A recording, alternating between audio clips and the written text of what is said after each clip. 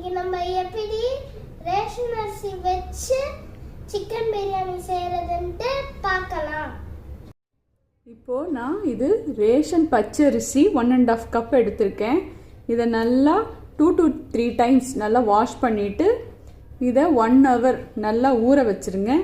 ஊற வச்சுட்டு ஒரு கிளாத்தில் ஒரு 1/2 hour இல்லைன்னா 45 minutes நல்லா காய விட்டுருங்க. கொஞ்சம் நீங்கள் மிக்சியில் அரைக்கிறதா இருந்தால் கொஞ்சம் ஈரமாக இப்படி பிடிக்கும்போது கையில் ஒட்டுற மாதிரி அந்த டைமில் மிக்சியில் அரைக்கிறதா இருந்தால் அரைச்சிக்கோங்க. அப்படி இல்லை மாவு மில்லில் கூட அரைச்சிக்கலாம். நீங்கள் நிறைய அரைக்கிறதா இருந்தால் மாவு மில்லில் அரைச்சிக்கலாம். இந்த மாதிரி அரிசியை நல்லா நைஸாக அரைச்சி எடுத்துக்கோங்க. இப்போது நான் 1.5 கப் மாவு எடுத்திருக்கேன். மாவு நல்லா ட்ரையாக இருக்கணும், ரொம்ப ஈரமாக இருக்கக்கூடாது. மாவை நல்லா ஜலிச்சு எடுத்துக்கணும். இப்போ நான் ஒரு பேனில் 1.5 கப் மாவு போட்டிருக்கேன்.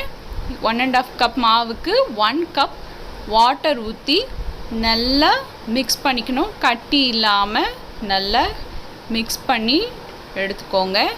எடுத்துட்டு அப்புறமா 1/2 table spoon salt, 1 table spoon oil இல்லைன்னா கீ கூட போட்டுக்கலாம், அது உங்கள் ஆப்ஷன்.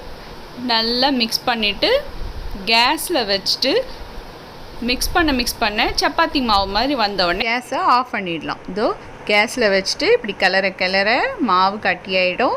கட்டியான உடனே நம்ம ஆஃப் பண்ணிடலாம். இதோ மாவு ரெடி ஆயிடுச்சு. இந்த மாதிரி எடுத்துக்கோங்க. இதை ஒரு 1/2 எடுத்துக்கிட்டு இந்த மாதிரி குழாய் எடுத்துகிட்டு முறுக்கு குழாய் எடுத்துகிட்டு இது இடியாப்பம் தட்டு அதில் போட்டுட்டு கொஞ்சமாக ஆயில் அப்ளை பண்ணிட்டு கொஞ்சமாக மாவு போட்டு பிழிய ஆரம்பிச்சிடலாம். அதுக்கு முன்னாடி ஒரு இட்லி தட்டு எடுத்துக்கோங்க. ஆயிலில் அப்ளை பண்ணிவிட்டு சுற்றி ஆயில் அப்ளை பண்ணிவிட்டு இப்போது பிழிய ஆரம்பிச்சிடலாம். இடியாப்பம் சுற்றி இந்த மாதிரி பிழியலாம்.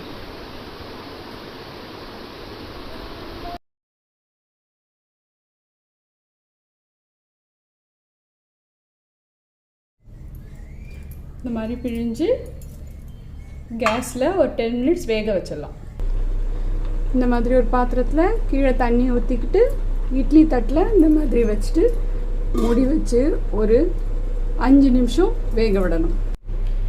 இப்போ ஒரு கடாயில் 3 டேபிள் ஸ்பூன் ஆயில் ஊற்றியாச்சு. இப்போது ஆயில் சூடான உடனே ஒரு பிரியாணி இலை, ஒரு ஏலக்காய், ஒரு பட்டை சின்ன துண்டு, அப்புறம் ஒரு கிராம்பு போட்டு நல்லா ஹீட் ஆகட்டும். அப்புறமா ஒரு கொஞ்சோண்டு 1/4 டேபிள் ஸ்பூன் சோம்பு போட்டு நல்லா வதக்கிட்டு இப்போது வெங்காயம் போட்டுடலாம். வெங்காயம் ஒரு மீடியம் சைஸ் ஒரு வெங்காயம் எடுத்துகிட்டு நீட்டாக கட் பண்ணிவிட்டு இப்போது ஆயிலில் போட்டுட்டு நல்லா ஃப்ரை பண்ணலாம். வெங்காயம் கொஞ்சம் கலர் சேஞ்ச் ஆகிற வரைக்கும் நல்லா வதக்கணும். கொஞ்சம் கலர் சேஞ்ச் ஆகணும். வெங்காயம் வதங்கிடுச்சு. இப்போது ஒரு டேபிள் ஸ்பூன் இஞ்சி பூண்டு பேஸ்ட் போட்டு நல்லா வதக்கலாம். அப்புறமா 2 பச்சை மிளகா போட்டு நல்லா வதக்கணும். கொஞ்சம் எண்ணெய் பிரிஞ்சு வர வரைக்கும் கொஞ்சம் நல்லா வதக்கிக்கோங்க. நல்லா வதக்கின உடனே இப்போது ஒரு மீடியம் சைஸு தக்காளி பொடியாக நறுக்கிட்டு இதில் போட்டுக்கலாம். போட்டுட்டு நல்லா வதங்கணும். நல்லா வதங்கட்டும். எண்ணெய் தனியாக பிரிஞ்சு வரணும். 1/4 கப் தயிர் எடுத்துக்கோங்க. அதில் 1 ஸ்பூன் சில்லி பவுடர் சேர்த்துக்கலாம். அப்புறமா 1/2 டேபிள் ஸ்பூன் கரம் மசாலா சேர்த்துக்கலாம். 1/4 டேபிள் ஸ்பூன் மஞ்சள் தூள், அப்புறம் 1/4 டேபிள் ஸ்பூன் காஷ்மீர் மிளகாத்தூள்.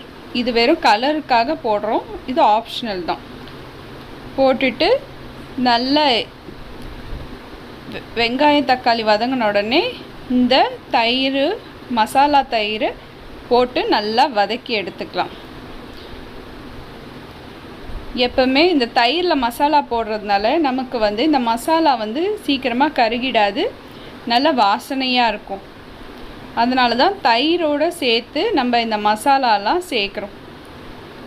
நல்லா வதக்கிக்கோங்க. இப்போது சிக்கன் 1/4 கிலோ எடுத்திருக்கேன். இதை 1 ஹவருக்கு முன்னாடி 2 டேபிள் ஸ்பூன் தயிர், அப்புறம் 1/2 டேபிள் ஸ்பூன் மிளகாத்தூள், மஞ்சத்தூள் 1/4 table spoon, garam masala 1/4 table spoon, உப்பு 1/4 டேபிள் ஸ்பூன் போட்டு நல்லா ஊற வச்சுருங்க. ஒரு 1 ஹவருக்கு நல்லா ஊறணும். இப்போது இதில் போட்டு நல்லா வேக வைக்கலாம். போட்டாச்சு. நல்லா தண்ணியே ஊற்ற வேண்டாம். இந்த தயிரும் இந்த ஆயிலையே நல்லா பாயில் ஆகிடும் இந்த சிக்கன்.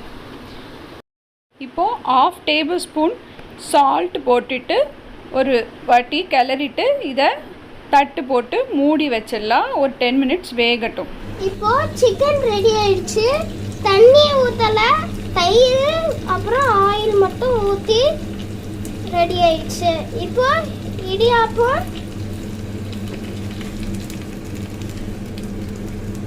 இடியாப்பம் போட்டாச்சு.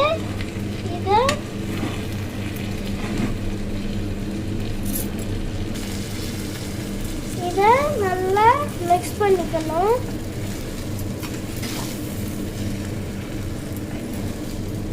½ டேபிள் ஸ்பூன் கீ போட்டுக்கோங்க. போட்டுட்டு ஒரு மிக்ஸ் பண்ணிவிட்டு புதினா போட்டுட்டு கொஞ்ச நேரத்துக்கு மூடி வச்சுருங்க.